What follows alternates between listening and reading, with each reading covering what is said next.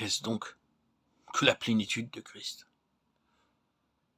C'est simplement l'élargissement continuel et la finalité extrême de toutes ces choses.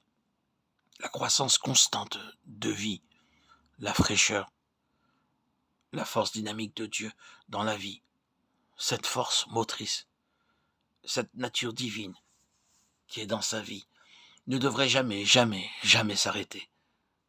La vie doit, selon le dessein éternel, croître, croître et croître de plus en plus. Plus de vie.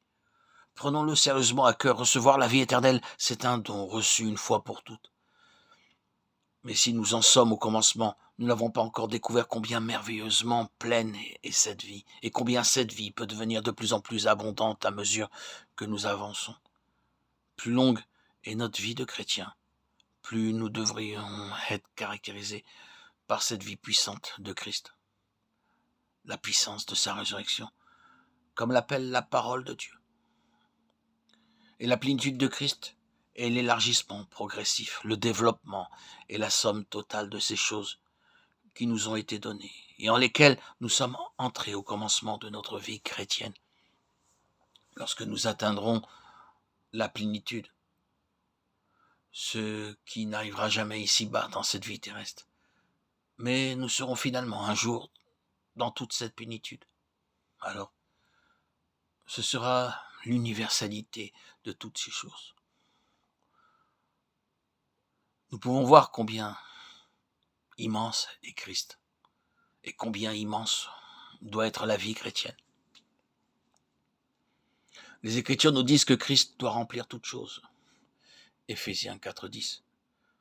Comment Christ va-t-il remplir toutes choses? Cela signifie simplement que lorsque ce but sera atteint, tout, et c'est un vaste tout, un tout infini, sera rempli de sa vie, rempli de sa lumière, rempli de sa liberté, rempli de son amour. Il n'y aura rien que lui. Tout ce que Christ est sera exprimé dans la création tout entière. C'est là le but de la vie chrétienne. Et nous ne répondons pas à notre but, si cela n'est pas vrai d'une manière progressive maintenant. S'il n'est pas vrai que ces choses croissent en nous, nous avons manqué l'objet même de la vie chrétienne. Oui, s'il n'y a pas en nous plus d'amour, et encore plus d'amour, et de nouveau plus d'amour, et de vie, et de lumière, et de liberté, nous avons manqué le but même de la vie chrétienne. La vie, selon le dessein de Dieu, doit croître, croître de plus en plus.